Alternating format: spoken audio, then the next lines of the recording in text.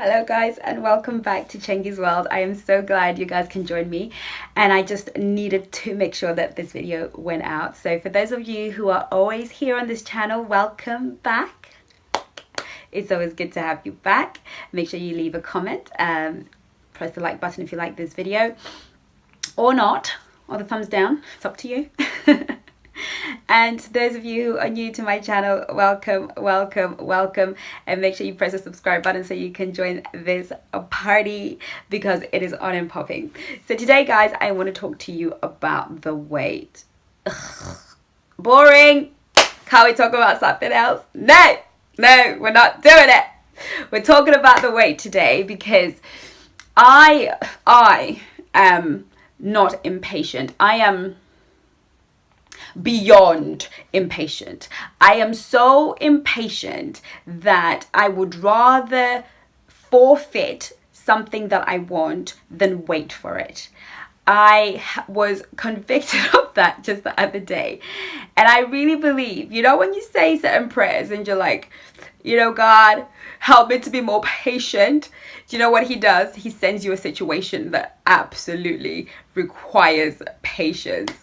So here I am, Miss Impatient. I am so impatient that if you look through the dictionary and look for the word impatient, you'll see my face go, that's me. My face and my whole life has always been at 100 miles an hour. I respect speed. I respect urgency. I respect people that act on stuff quickly. And that's because that's who I am. Like you wouldn't have finished the sentence before I'm like on it. I'm very that way inclined, and it works perfectly in the area of business, because when you have a client, you can't dilly-dally and contact them for 4 days later. You have to be like, okay, let's do this. Like you have to act very quickly when you have, a client or somebody who's interested in a product or a service of yours. So you can't afford to dilly-dally. And I literally don't do business with anyone who is slow. I don't like people that walk slow. I don't like people that talk slow. I just have a problem with things that are not direct, to the point, and quick. So I am probably the person this video is for. But for those of you guys who can put your hands up and say, yeah, girl, I'm with you. I am so impatient. This video is for you because it always worked for me to be impatient. And I know it works for us to be impatient because then we look like go-getters, we're ambitious, we get things done. And yes, we produce results. But in the game of love, it is the number one, or in relationships in general with people, that won't work. Now, don't get me wrong. I think anyone who truly knows me personally knows that I am possibly very patient and very tolerant of people and human nature and emotional things. I have the time of day for people in pain, people who are suffering, and people who are struggling with overcoming certain things within themselves. I have all the time in the world. I do get to a point where obviously if I'm giving you advice and I'm trying to help you and you're resistant, then then the impatient thing kicks in, and usually I know that I've invested enough time, enough of the best quality advice that I can give you, and you're just not ready for the change. So then it's like, okay, laters.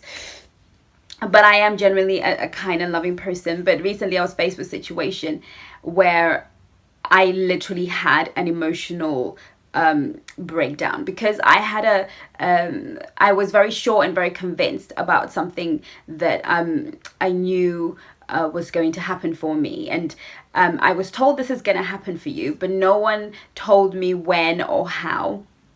So there's a conversation I had with God, and he told me that this is what's going to happen, and this is what's going to happen. And it's something that I definitely know was God, because I wasn't involved in that process. It wasn't something that I was really looking at, but it's something that became very clear to me over a period of time, that this is exactly what God wanted to do for me.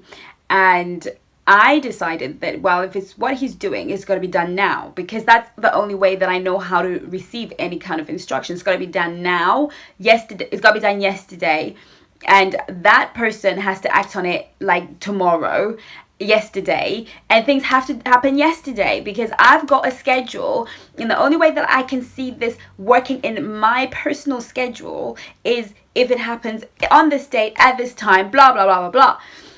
And of course, who gets to tell God what to do and when to do it? No one, right? So I found myself having a total emotional breakdown because my timelines were not coming along as I should have. I was becoming resentful of the person I was supposed to be doing this thing with.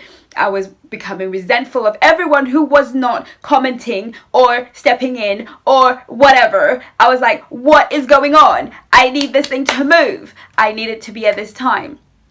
And then it really just took a moment where I had a total meltdown because I realized that it wasn't going to happen in my time. It wasn't going to happen in my way. And I was just going to have to wait. And it was possibly the most painful revelation because I thought, what do? I don't know how to wait. I don't know how to wait. And so what do I do in the meantime? What to do in the meantime. And then God began to speak to me and he said to me, look, waiting is not a passive thing. When we're required to wait. And we've got that saying that says, good things come to those who wait. That is so true. Sometimes when you're impatient, you do what I've done in my past where, look, God said it would be you, and you're taking too long, so I'm just gonna go do it with Sally because it's got to be done. So I'm gonna do it with Sally. I'm gonna go do it with Jane. I'm gonna do it with Paul. I'm gonna go do it with somebody else who's a lot more on my frequency. And what ends up happening is you abandon the good, the better, the best of God, and you wander off and do something with somebody who is exhibiting what you wanted but cannot follow through and bring about the result. And then you waste time with that whole situation only to see it come fall flat on his face. And then you realize that time that you were wasting with Sam, Sally, doing whatever it is you were doing, that time that you wasted, you could have been using it to prepare for when Jane was ready or Rob was ready, whoever you were waiting for was ready, because they were going to be ready, and you would have been even more prepared. You would have looked at your plans again and modernized them and perfected them so when they were ready, it was all systems go. And I realized that I have wasted a lot of time through impatience, because sometimes we think through impatience we are saving time. Now I'm speaking about this principle in general, but I want to speak about it in the area of love and romance, because I know that's what you guys are about, right? You want to know about how this applies.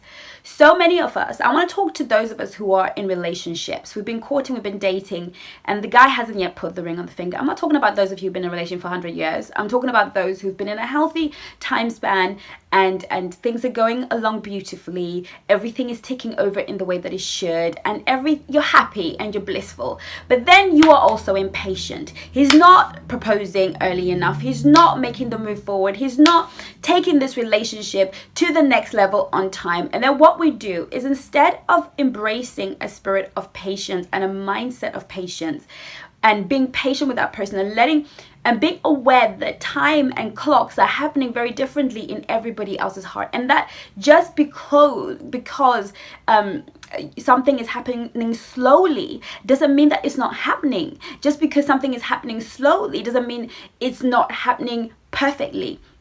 And we have this saying back home that says, "Kumanya handi kushika," and that's pretty much saying running is not getting there. Speed doesn't guarantee arrival. You're not going to get to your destination because you got there quickly, because you're running quickly. You get to your destination because you are deliberately taking steps forward to get there.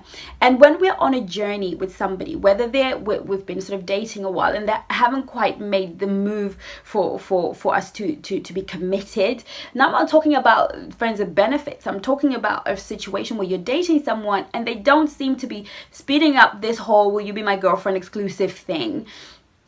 And they don't seem to be speeding up the let's get married thing. They don't seem to be speeding up whatever it is, that next level that you want to bring it to. And then what we do is badger, nag, threaten them, leave them, find Johnny, date him, waste time with him, then start missing the guy that we left, and start realizing that we had a good thing, and then we go back, and then he's kind enough to take us back, but now we have to start from the beginning, and then we're resentful that we have to start from the beginning, and then the cycle goes on and on. The truth of the matter is, you can't make somebody do what they're not ready to do. You can do every kind of trick, every manipulation. You can go on YouTubers videos and find little tricks and ways of getting a guy to be ready to do what you want him to do. But in reality, you can't make somebody do what you want them to do. You can't move somebody, but what you can do is give them the time and space and the patience, and wait for them to be ready, and let them know that you are giving them that time and that space to be ready. Because the truth is, whatever ticking clock you have, whatever TikTok that you have, it's a false clock. It's not real, because life doesn't operate on a specific clock. There is no clock. What there is God's times and God's seasons. And nothing happens outside of God's times and God's seasons. You can wish away winter, but winter, it will last as long as it lasts. You can wish away summer, but it will last as long as it lasts. All you can do is wait out a season. All you can do is be as comfortable as you can in that season. So when you find yourself in a season, in a relationship where things are not moving as fast as you like, just tell yourself, speed is not arrival. Just because we're going at a high pace does not mean that we've arrived. And there are certain things that the other person has to work out within themselves, and you can't rush that process. You can't make that person work out their fears. You can't make them work out their anxieties, their traumas, their past at the rate that suits you. Like I always say, if you feel like you've waited too long, then your only option is to move on. But realizing that you have to realize that in the time that I was waiting, was I being a nag? Was I being a nightmare to that person, trying to force them to do things my way? Or was I kind? Was I generous? Was I thoughtful? Did I give them the space that they needed and required in order to? And if I did that, and I was the best version of myself in that relationship, and we're still not ready, then obviously we've got a situation here where, we've waited 5 years, there's still no ring.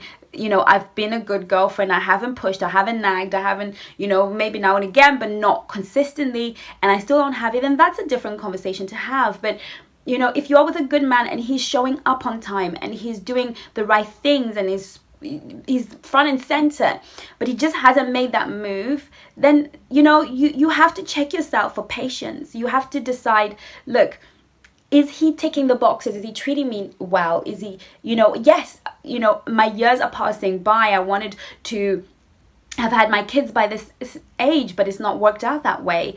I might have to have them later, or even if I keep waiting, I might end up having to adopt and not have children of my own. And that's horrible, to think about. But that's because you've chosen that path with that person. And if you've chosen that path with that person, then you're going to have to wait on them to be ready.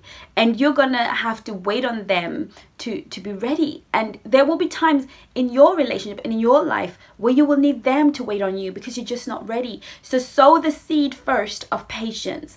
And the people that we're most patient with, and the times that we're most patient with, there is a principle upon the face of the earth that God has established on the earth. And whether you call it the universe or whatever you want to call it, there is a principle that says those who wait patiently will receive something even better than that which they thought they would ever have. A good meal takes so much longer to cook than a decent meal. If you want to really eat great food, whether it's Caribbean or Nigerian or African or whatever, I find that real sort of home cooked food, most women will spend most of the day in the kitchen preparing that food because it takes a while to get the taste right. And nothing in this world that is worth having is just gonna come at a drop of a hat. Sometimes you're just going to have to wait for it. You're going to have to wait on that person. And even if you're waiting to meet somebody, wait to meet the right person. Don't just jump onto Johnny, Bill, whatever. Wait until the right person presents themselves with the right contract, with the right deal. And some of us are wasting time with Mr. Wrongs because we just don't want to wait and work on ourselves whilst we're waiting for that person who's going to present the right deal for us. So this message, I hope, is for someone, but it's really about you getting your head around the fact that some things that are good to have, they're worth waiting for. You know, wait a little while longer because your change is coming. I love you guys. Take care. Thank you so much for watching. And those of you who are new, don't forget to subscribe. I'll see you again in my next video. Bye-bye.